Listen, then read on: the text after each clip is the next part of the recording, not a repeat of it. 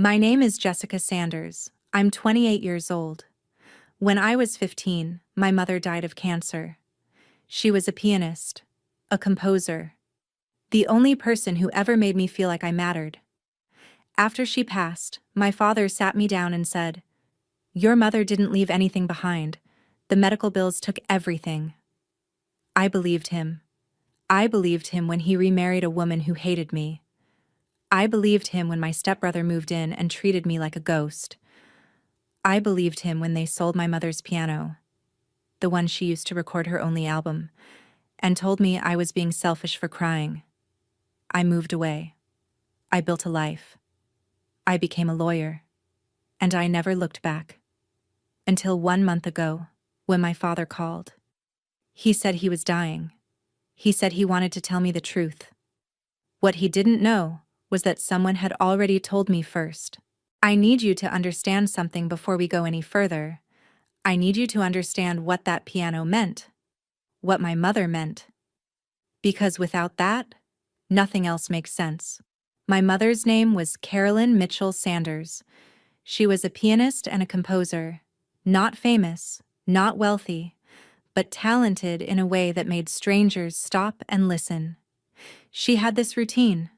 Every morning at 6 a.m., before the rest of Richmond woke up, she would sit at her piano, a 1975 Steinway Model D, concert grand. And she would play. Not practice. Play. Other kids had lullabies sung to them at bedtime. I had Chopin at 6 a.m. I would lie on the hardwood floor in our living room, still in my pajamas, and feel the vibrations through my back. The bass notes would travel up through the wood, through my spine, into my chest. It was like being held by the music itself. My father never came into the room when she played. At the time, I thought he was busy, getting ready for work, making coffee. Now I know he just didn't want to hear it. In 2006, when I was 10 years old, my mother recorded an album. It wasn't a big production. A small studio called Blue Ridge Recording, right here in Richmond. 8 original compositions. 47 minutes total. It cost her $8,500. Money she'd saved for 3 years. I remember sitting in the control room, watching through the glass, my mother at the piano, headphones on, eyes closed. She wasn't playing for the microphone. She wasn't playing for the engineer. She was playing for herself. For me. For something bigger than both of us. That was the first time I understood that my mother wasn't just my mother. She was an artist. She had a voice. And that voice lived inside that piano. After the session, she put her arm around me and said something I've never forgotten. "This piano has my whole soul in it, Jessie. Someday it'll have yours too." The album never got famous. A few hundred copies sold, some local radio play, maybe $200 in royalties that first year.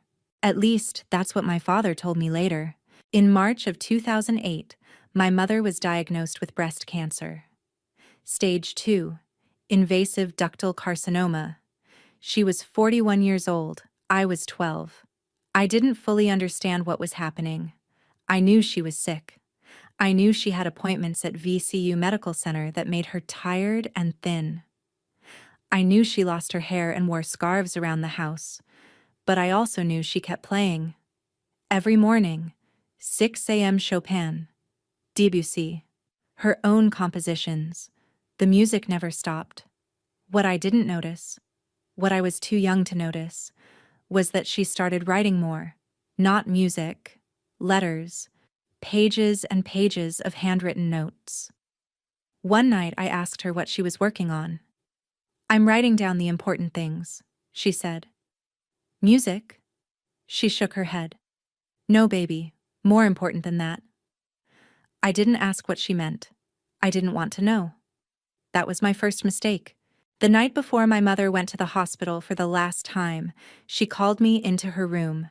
June 14th, 2011.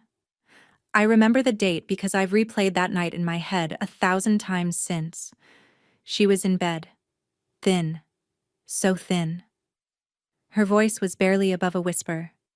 Jessica, come here. Sit with me. I sat on the edge of the bed. I didn't want to look at her. Looking at her meant admitting she was dying. I need to tell you something, she said. About the piano. About everything I created. I wrote it all down. Your Aunt Becca knows. Promise me you'll... I cut her off. You'll be fine, Mom. You're going to be fine. Then I ran. I ran out of the room, down the hall, into my bedroom. I closed the door. I put my pillow over my head, and I never heard what she was trying to say. That was the last conversation I ever had with my mother. She died 5 days later, June 19th, 2011, 3:42 in the morning. And I spent the next 13 years believing she left me nothing. The morning my mother died, I got a phone call at 6:03 a.m. My father's voice. Flat, controlled, no emotion. She's gone, Jessica. Come to the hospital. We need to sign papers. Papers. That was the first word my father used after my mother died. Not, I'm sorry. Not, I love you. Not, we'll get through this together. Papers. I should have known then. I should have seen it. But I was 15. My mother was dead. And I couldn't see anything. The funeral was 5 days later at St. Matthew's Episcopal Church. 247 people signed the guest book. My mother had touched a lot of lives. I sat in the front row next to my father. People came up to us, one by one, shaking hands, offering condolences. Your mother was an angel. Her music touched so many of us. She's in a better place now. My father nodded and smiled, thanked everyone for coming, shook hands like he was at a business conference. At one point, a man I didn't recognize approached me. Gray hair, kind eyes. He leaned down and spoke quietly. Your mother. Did she send you anything? A letter, maybe? She told me she was going to send something to you. Before I could answer, my father's hand was on my shoulder. Jessica, come say hello to Pastor Williams. He steered me away. I never saw that man again. I didn't know his name then. I do now. Andrew Garrett, violinist, my mother's colleague. He knew about the letter. My father made sure I didn't find out. 1 week after the funeral, my father sat me down at the kitchen table. 7:30 p.m. June 26th, 2011. The house was quiet. Too quiet. The piano sat in the living room, untouched. Jesse, we need to talk about some things, he said. He had a folder in front of him, papers inside. Your mother didn't have a will. She was too sick to think about those things at the end. And the medical bills. He shook his head. 3 years of treatment. Insurance only covered so much. We're actually in debt now. I stared at him. Debt? About $45,000. I'm going to have to work extra hours, make some adjustments, but we'll be okay. I nodded. I believed him. Then I asked the question that should have saved me. What about Mom's album? The music she wrote? My father smiled. A small, sad smile. Jesse, nobody bought that album. Maybe $200 total over the years. Your mother was talented, but she wasn't commercial. There's nothing there. I believed him. Why wouldn't I? He was my father. He had just lost his wife. He was handling everything. I was 15 years old, drowning in grief, and I believed every word he said. A few days later, I remembered what my mother said about Aunt Becca, Rebecca Lawson, my mother's younger sister. She lived in Charlottesville, about an hour away. I called her. The phone rang 4 times. Then her voice, strained, tired. Jessica. Honey, how are you holding up? I'm okay. Aunt Becca, I wanted to ask you something. Mom said, she said you know about something. Something she wrote down? Silence on the line. 4 seconds. 5. 6. Aunt Becca? Sweetheart. Her voice was tight. Now isn't the time. Your father is handling everything. Trust him, okay? I'll talk to you when things settle down. But Mom said, I know what she said. But right now, you need to focus on getting through this. Your father will explain everything when the time is right. She hung up. The call lasted 4 minutes and 32 seconds. I remember the exact length because I stared at my phone for a long time afterward, wondering why my aunt sounded so scared. I told myself she was just grieving. Just like me. 13 years later, I found out she was terrified. Not of grief, of my father. That summer, I tried to adjust to the new normal. My mother was gone. My father was distant. The house felt like a museum. The piano sat in the living room, silent. I would sit in front of it sometimes, not playing, just touching the keys. They felt cold, like the warmth had been sucked out of them. My father started working longer hours, home after 10 most nights. I ate dinner alone 5 or 6 times a week. I didn't mind. Being alone was easier than being with him. Then, in August, he started mentioning a name. Brenda. I met someone at work, he said. Just a colleague. She's been helping me through this. I didn't ask what helping meant. I didn't want to know. My father introduced me to Brenda Holloway on October 14th, 2012. I remember the date because I remember what she was wearing. A red dress, pearl necklace, heels that clicked on our hardwood floor. She walked into our house like she was appraising it. What a lovely home, Leonard, she said, looking around. Then her eyes landed on the piano. That thing takes up so much space, doesn't it? That thing. That was how she referred to my mother's piano. Not that beautiful instrument, not your late wife's piano. That thing. I knew, in that exact moment, that this woman was my enemy. She smiled at me, a wide, practiced smile, no warmth behind it. You must be Jessica. Your father has told me so much about you.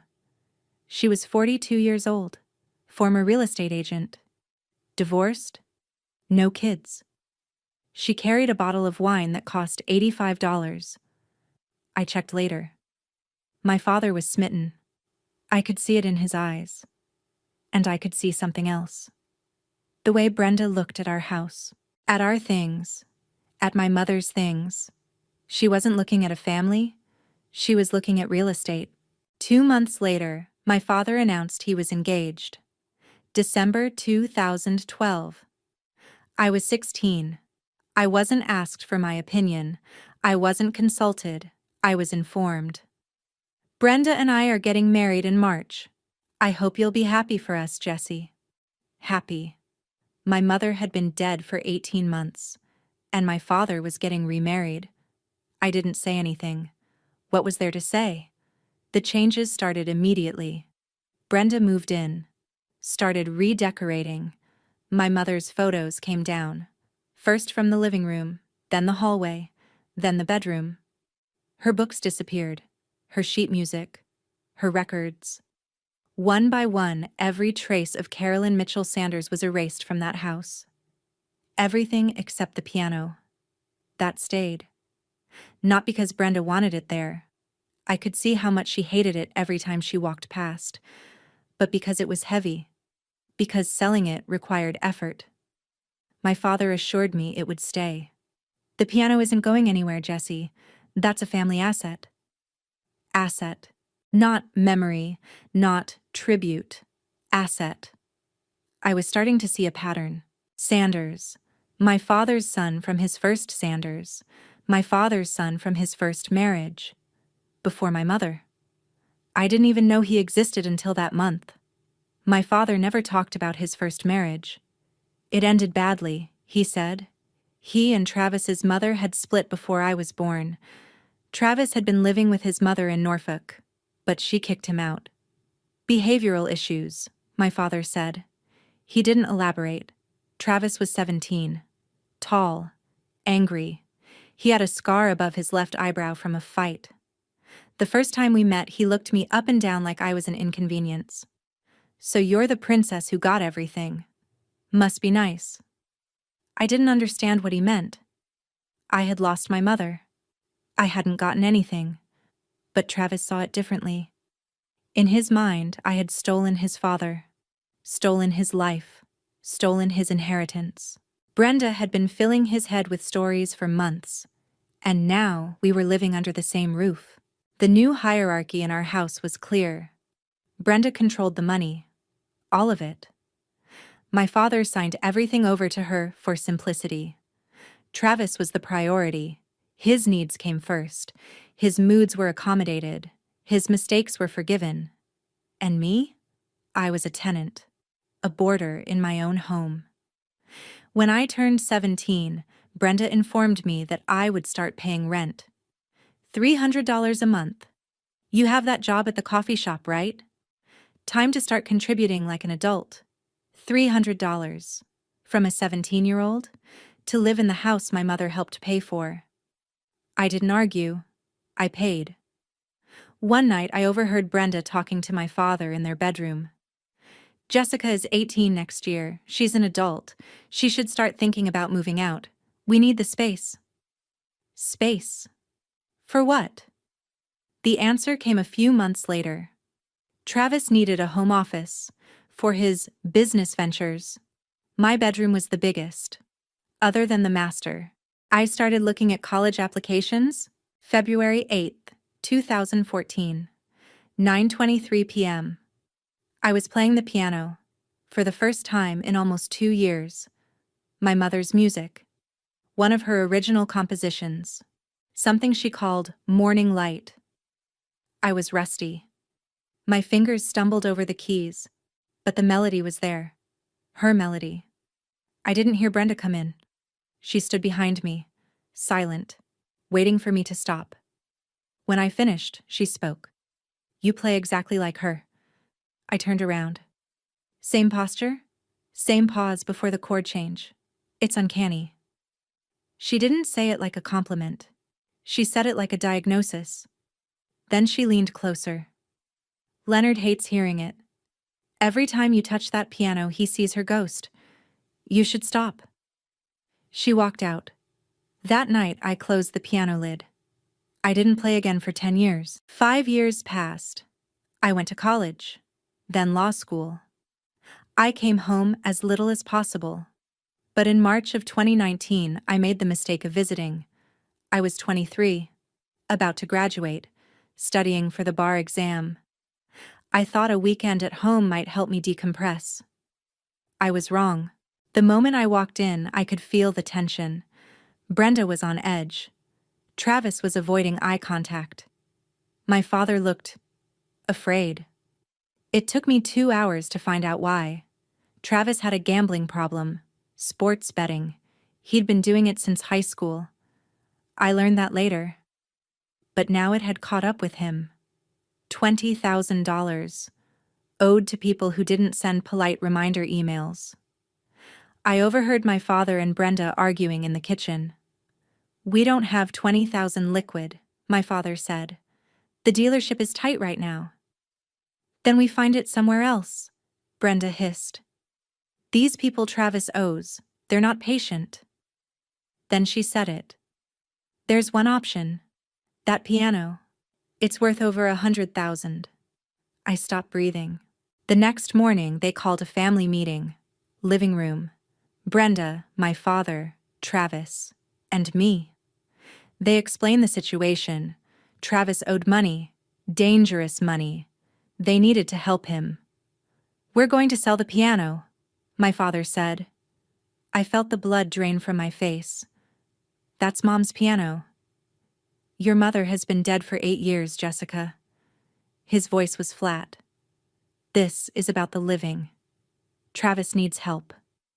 Brenda jumped in. Don't be selfish, Jessica. It's just an object.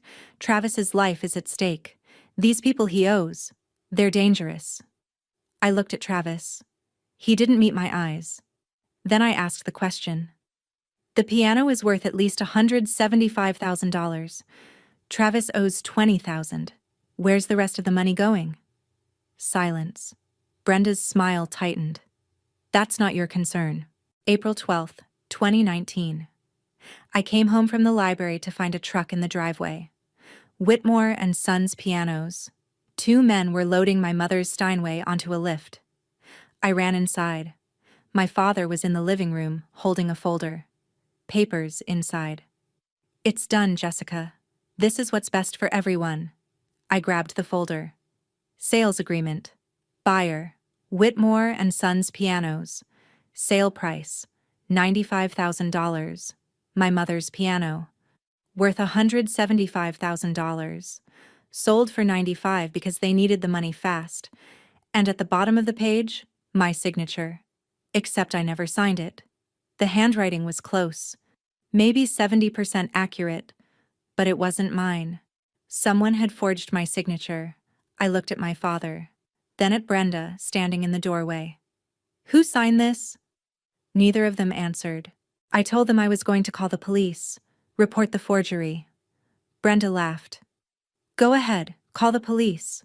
File a report. Take your own father to court." She stepped closer. "Then watch the whole town find out.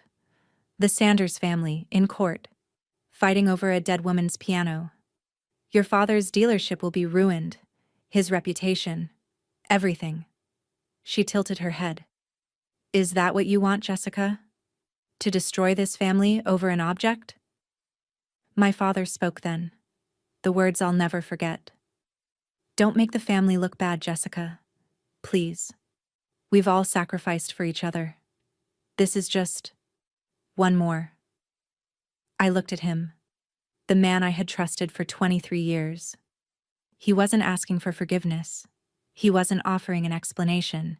He was telling me to be quiet, like he did when my mother died, like he always did.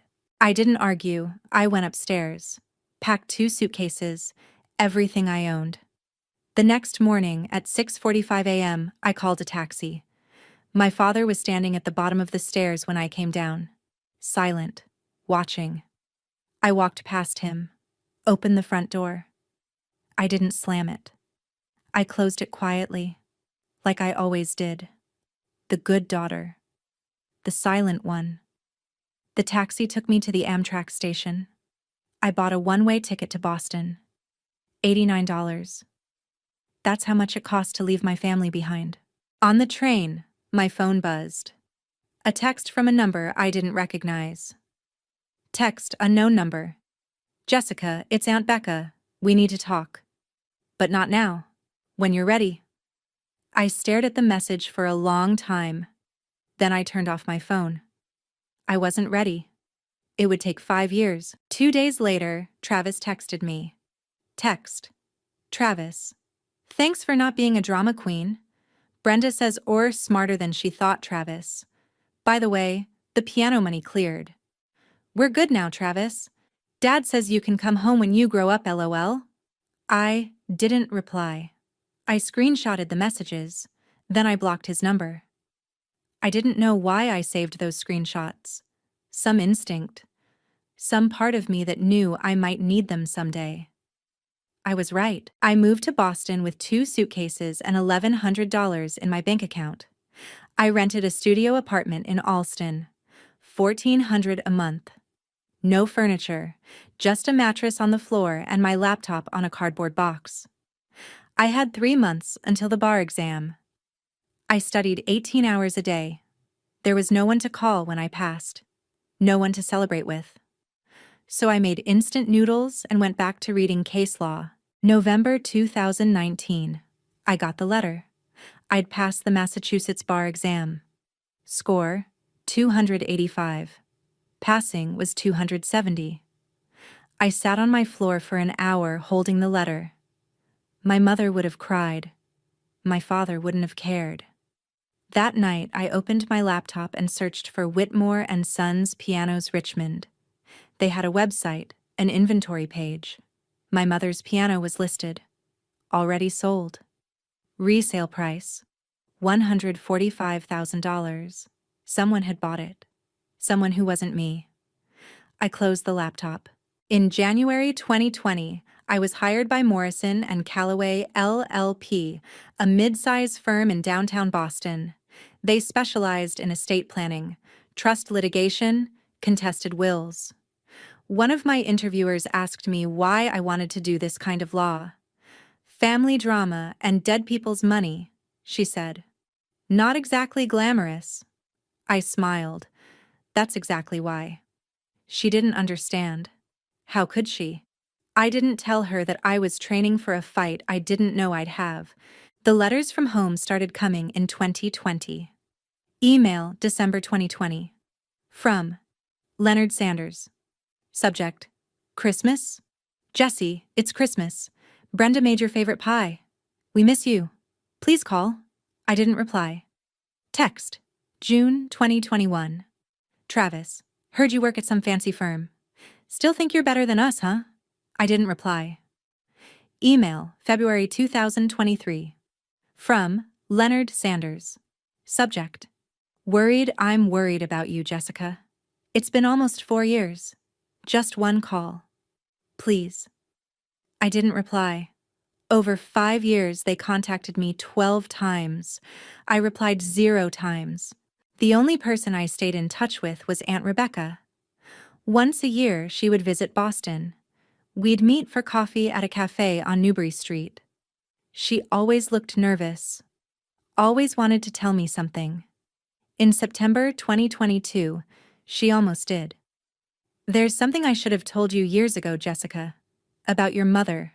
About what she left you. I set down my coffee cup. What do you mean? She shook her head. I can't. Not yet. Your father, he'd what? She didn't answer. Just looked at her hands. When you're ready, I said. Let me know. I thought I was being polite. I didn't know she was waiting for something. She was waiting for my father to die. By 2024, I was 28 years old, associate attorney at Morrison and Callaway, specializing in contested wills and estate fraud. Salary, $195,000 a year. I had an apartment in Back Bay. Nice building. Good view of the Charles River. No piano. I had a little electronic keyboard in the corner. I never played it. Some wounds don't heal. You just learn to work around them. Then, one night in January 2024, my phone rang. 9:47 p.m. Caller ID. Dad. I let it ring 4 times. Then I answered. Jesse? Are you there? My father's voice. But different. Thinner. Weaker. I didn't say anything. Jesse, please don't hang up. I'm here. Silence on the line. I could hear him breathing. Labored. Slow. I'm sick, Jessica.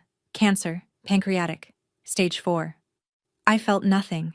Is that terrible to admit? My father was telling me he was dying, and I felt nothing. The doctors say I have maybe until summer. 6 months. Maybe 8 if I'm lucky. Still nothing. I don't want to go without making things right. Now I felt something. A flicker of something cold in my chest. Making what right? Exactly. Another pause. Longer this time. There are things I should have told you after your mother died. Things about what she left. I was trying to protect you. Protect me. There it was. The lie wrapped inside an excuse. What things? I can't explain over the phone, Jesse. I need you to come home. To Richmond. So we can talk face to face. There are papers. Things that need to be signed. Papers. That word again. What kind of papers? Just to make sure everything goes smoothly after I'm gone. You understand legal stuff, right? It'll be straightforward. I understood legal stuff. I understood when someone was trying to get me to sign away my rights. I'll think about it, I said. Thank you, Jesse. That's all I'm asking. Just think about it. Then a cough. Wet. Painful. And another voice. Jessica. Brenda. Don't take too long. Your father doesn't have much time. Don't make him wait. A pause. We all make choices, Jessica. Your father is giving you a chance to make the right one. For once. Click. The call lasted 6 minutes and 14 seconds. I sat in my apartment, holding my phone, staring at the wall. For once. She said, for once. Like I was the one who had failed, like I was the one who owed them something. My hands were shaking, but not from fear. 2 days later, my phone rang again. Different number this time. Charlottesville, Virginia. Aunt Rebecca. Jessica, before you go see your father, there's something you need to know. Her voice was different, sharper, more urgent than I'd ever heard. I've kept quiet for 13 years. I was scared. Your father, he has a way of making people afraid, but he's dying now. And I can't let you walk into that house without the truth. What truth? I heard her take a deep breath. Your mother had a will, Jessica. And you are the only heir. The room went silent. My own heartbeat was the loudest thing I could hear. What are you talking about? A letter. Your mother wrote it by hand before she died. It says everything. The piano, her music, the rights to her compositions. All of it belongs to you. That's not possible. Dad said there was no will. He said. He lied, Jessica. He's been lying since the day she died. Aunt Rebecca sent me a scan of the letter that night. Email. Attachment. From Rebecca Lawson. Subject, what Carolyn left you. Attachment, Carolyn_letter_2, 011.pdf. I opened it. 2 pages. Yellow-lined paper. My mother's handwriting. Shaky but clear. Dated June 10th, 2011. 4 days before she went to the hospital for the last time. I read it 3 times. Then 5 times. Then I lost count. To my daughter Jessica, if you're reading this, I'm gone. I wish I could have told you in person, but time ran out faster than I expected. Everything I created, my music, my recordings, the rights to my compositions, belongs to you. The piano belongs to you. It was bought with money from my parents' estate, not from Leonard. I'm writing this letter because I don't trust what happens after I'm gone. Leonard means well, but Brenda, I see how she looks at our family, at you. My sister Rebecca has a copy of this letter. The original is in the piano bench, under the false bottom. I put it there because some things should be hidden in plain sight. You are my heart, Jessica. Everything I made was for you. Love always, Mom. I read it again. My mother left me everything. And my father told me she left nothing. He didn't just hide the truth. He lied directly to my face when I was 15 years old, standing beside my mother's coffin. I called Rebecca back. Why didn't you tell me sooner? Her voice cracked. I wanted to. I called you, remember?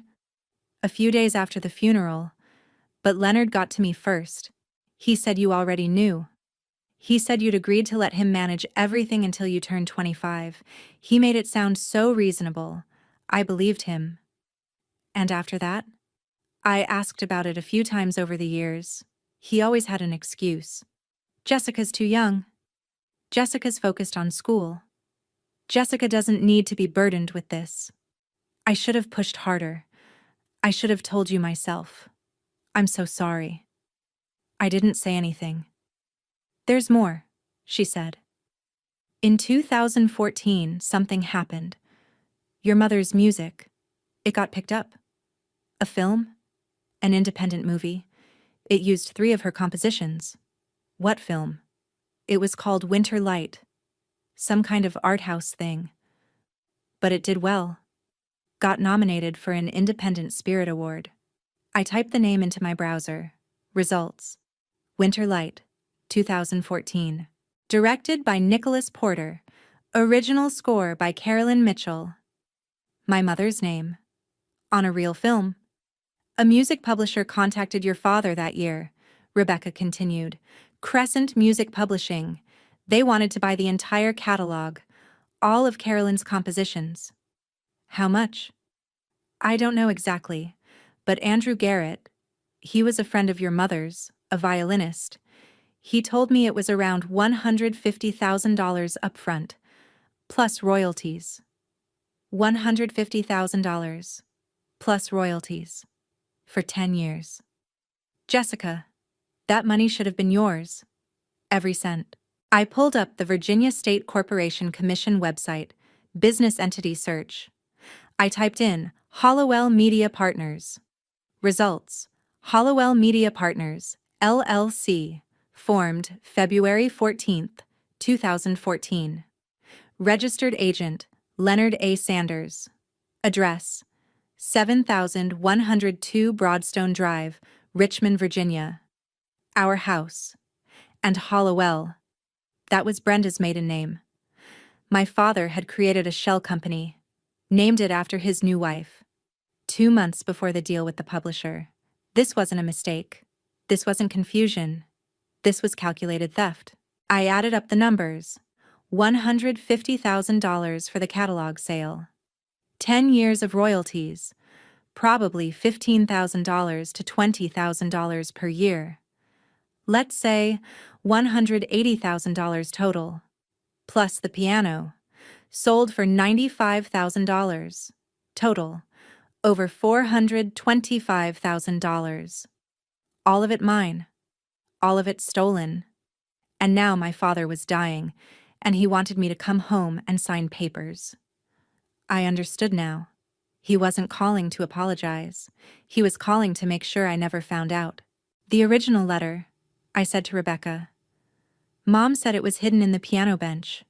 I know, but the piano was sold. Who bought it? I don't know. Some dealer. Then a private collector, I think. I'm going to find out. I took the next week off work. I told them it was a family emergency. That was technically true. We're helpful? Too helpful. Yes, we were helpful. Too helpful. Yes, we acquired that Steinway in 2019. Beautiful instrument. We sold it to a private collector in Washington, D.C., a man named Harrison Cole. I wrote down the name. Harrison Cole, 67 years old, retired surgeon, Georgetown Townhouse, collector of vintage Steinways. I found his contact information through public records. I called him. Dr. Cole? My name is Jessica Sanders. I believe you purchased my mother's piano. Silence. Miss Sanders. Yes, I know the instrument you're referring to. The 1975 Model D. It's a remarkable piece. Dr. Cole, I need to tell you something. That piano was sold without my consent. My signature on the sale documents was forged. I'm an attorney, and I'm investigating the circumstances. A long pause. I had no idea. I purchased it in good faith from the dealer. I understand. I'm not accusing you of anything. I'm trying to recover my mother's legacy. Another pause. Ms. Sanders, there's something you should know. When I was restoring the piano bench, I found an envelope. It was hidden under a false panel at the bottom. I haven't opened it. It has your name on it. My heart stopped. It's still there? I kept it. It felt personal. I thought someday the rightful owner might come looking. I flew to Washington, D.C. the next day. We met at a cafe in Georgetown. Dr. Cole was a kind-faced man with white hair and gentle eyes. He brought the envelope in a padded folder. Your mother must have loved you very much, he said. She hid this like a treasure. I took the envelope, yellow with age, my name written on the front in my mother's handwriting. For Jessica. My hands trembled as I opened it. Inside, the original letter. Exactly like the copy Rebecca sent, but with something additional. A second page. A list of all my mother's compositions, with notes. Morning Light. Completed 2005. Rights belong to my daughter Jessica Sanders. Winter Song. Completed 2006. Rights belong to my daughter Jessica Sanders. Last Dance. Completed 2007. Rights belong to my daughter Jessica Sanders. And at the bottom, underlined twice. All royalties, all rights, all future income from my music belongs solely to my daughter. This is my will and my wish. Signed. Dated. June 10th, 2011. I contacted Crescent Music Publishing in Nashville. I introduced myself as an attorney investigating an estate matter. Provided documentation that I was Carolyn Mitchell's daughter. They sent me the contract. Email. Attachment. From Crescent Music Publishing, Legal Department Subject, Re, Estate of Carolyn Mitchell Sanders. Attachment CMITCHELL _catalog _agreement _2 014.pdifi opened it. Signed by Leonard Sanders, Administrator of the estate. There was no estate administration, there was no probate. My mother had a will, it was just ignored. The contract showed $150,000 paid upfront on April 8, 2014, and a royalty payment schedule. I requested the payment history. They sent it. Royalty payment. Summary: 2014 to 2024. Payee: Hollowell Media Partners, LLC 2014. $12,418. 2015. $18,932. 2016. $21,506. 2017. $19,844. 2018. $22,187. 2019. $17,632. 2020. $15,891. 2021. $19,204. 2022. $18,756. 2023. $16,412. 2024. Q1. $4,650. Total. $187,432. $187,000 in royalties, plus $150,000 up front, plus $95,000 for the piano. Total. $432,432. My inheritance. Stolen. Deposited into an LLC named after my stepmother. I created an evidence file. Original letter from my mother. Copy from Rebecca. LLC registration documents. Contract with Crescent Music. 10 years of royalty payments. Screenshots of Travis's texts from 2019. The forged signature on the piano sale. 47 pages. I made 3 copies. One for my safe deposit box. One for Rebecca. One for the lawyer I would hire if this went to court. But I didn't want to go to court. I wanted to see my father's face when he realized I knew everything. The night before I flew to Richmond, I sat in my apartment looking at a photo of my mother, the only one I'd kept. Her at the piano, smiling, young. Mom, I'm doing what you asked. I'm taking back what's mine. I just wish you were here to see it. My phone buzzed. Text. Unknown number. I know what you're doing. It won't work. Be Brenda. I smiled.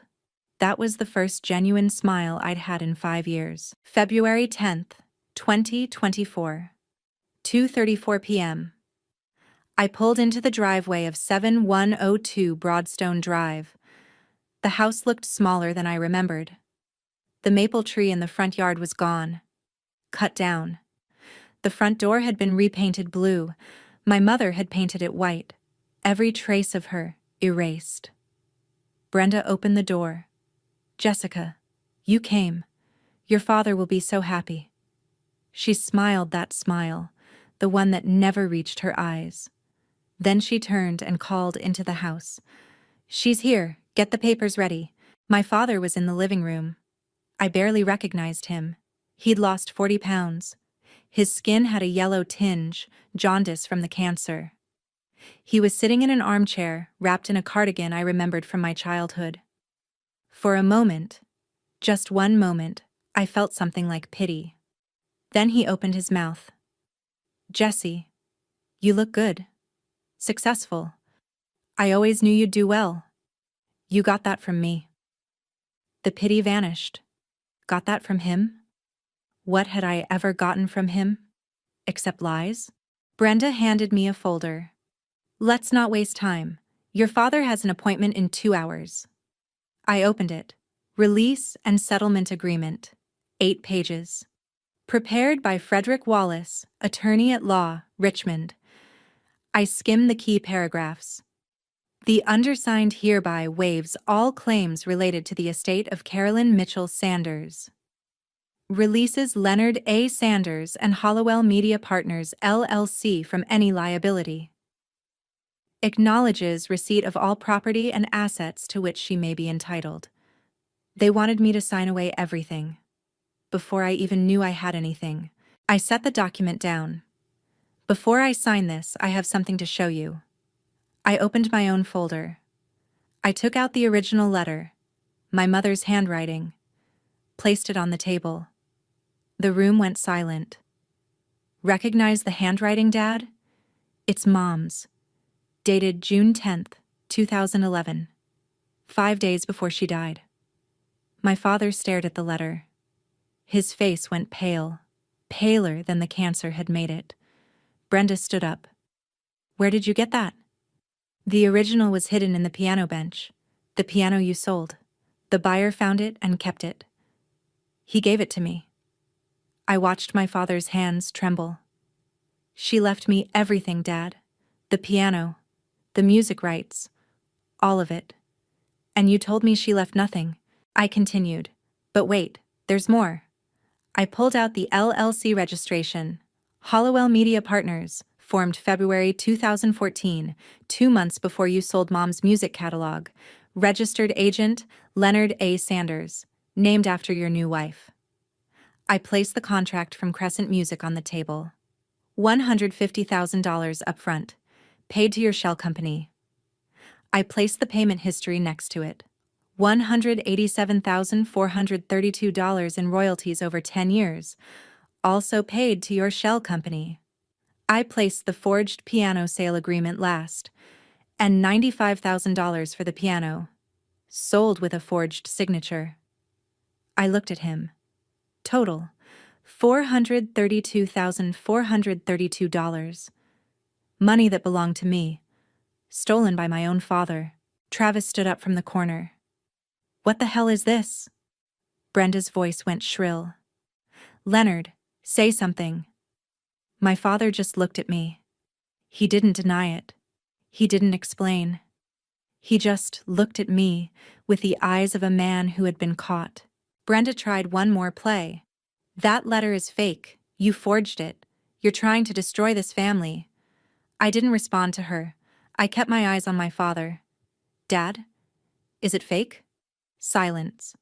Is the letter fake? He shook his head slowly. Brenda, stop. She stared at him. Leonard. She knows. It's over. She knows everything. He looked at me. I never thought you'd find out. I thought if you never knew, it wouldn't hurt you. I let the silence stretch. You thought it wouldn't hurt me? To have my inheritance stolen? To be told my mother left me nothing? To watch you sell her piano and be told I was selfish for crying? He flinched. I was trying to protect. You weren't protecting me. You were protecting yourself. You were protecting her. I pointed at Brenda. You were protecting Travis. Everyone except me. I stood up. I want to know why, the real reason. My father's story came out in pieces. After my mother died, he was in debt. Medical bills, yes, but also bad investments at the dealership. He was about to go under. Brenda came up with the idea to sell the music rights. Just until things stabilize, she said. Jessica doesn't need to know. But once the money came in, there was always another crisis. The dealership needed more capital. Travis got into trouble. Brenda wanted renovations. The first year I told myself I'd pay it back, my father said. The second year the dealership almost went under. The third year Travis needed help. It just kept going, and I couldn't stop. Because stopping meant admitting what I'd done. I listened without expression. You sold Mom's piano because Travis owed $20,000 in gambling debts, but you got $95,000. Where did the other $75,000 go? He didn't answer. Brenda did. That's none of your... It paid for the kitchen renovation, my father said quietly. And the new car. I looked at Brenda. She didn't deny it. I didn't key waver. Instead, I gave my father a different document. This is what I need from you. He looked at it. 1. A written acknowledgement that Mom's letter is valid and I am the legal heir to her estate. 2. Transfer of all music rights back to my name. 3. Your cooperation in purchasing the piano back from Dr. Cole. He's willing to sell it to me at cost. Brenda stepped forward. If you sign that, you're admitting to fraud. They could prosecute you. I looked at her. Yes, they could. But I won't. Unless you make me. Brenda turned to my father. Leonard, don't do this. She's bluffing. She won't sue her dying father. My father looked at his wife, then at me. For the first time in 13 years, he made a different choice. Brenda, enough. This was never your decision, it was mine, and I'm ending it. Brenda's face twisted. She slapped him. The sound was sharp in the quiet room. Then she caught herself. Step back. You're going to regret this, she said to me. No, I said. I don't think I will. She stormed out. Travis followed without a word. My father signed the document. His hand trembled. From the disease, from age, from shame. When he finished, he pushed the paper across the table. For what it's worth, he said, I'm sorry, Jesse, not for getting caught, for doing it in the first place. I was weak. I failed you. I failed your mother. I didn't say anything. Will you forgive me? I stood up, looked at the spot where the piano used to be, the faded rectangle on the hardwood floor. Forgiveness isn't something I can give you right now, Dad. Maybe not ever. But I won't destroy you either. I'll let you go with whatever peace you can find. I picked up the signed document. That's the most I can offer. I walked to the door. Stopped. Looked back. My father was crying. First time I'd ever seen it. I didn't comfort him. I didn't owe him that. At 4:47 p.m., I drove away from that house. I looked in the rearview mirror once. The house got smaller and smaller. And then, it was gone. On the plane back to Boston, I got a text from Rebecca. Text. Aunt Becca. Proud of you, sweetheart. Your mother would be proud. I didn't cry. Not yet. I waited until I got home. 2 weeks later, the piano arrived. Dr. Cole had arranged the shipping. He refused to accept payment. Consider it a gift from one music lover to another. The movers positioned it in the corner of my apartment, by the window, overlooking the Charles River. I sat down, placed my hands on the keys. I played the first piece my mother ever taught me. Chopsticks. The simplest song in the world, but on her piano, in my apartment, it felt like the most beautiful thing I'd ever heard. I cried for 20 minutes, not from sadness, from something else. Relief. Completion. A circle finally closed. My phone buzzed. Text. Unknown number. This isn't over. Be Brenda. I smiled. I deleted the message, blocked the number. It was over. For me. 3 months have passed since that day in Richmond. My father is still alive. Barely. He's in hospice care now, at the house. Brenda is still there. Travis moved out. Apparently, his creditors found him again. I haven't visited. Some people ask me if I regret not being there when he dies. I don't know yet.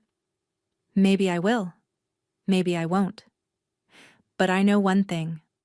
I was there for myself when no one else was. And that matters more. The royalty checks come to me now.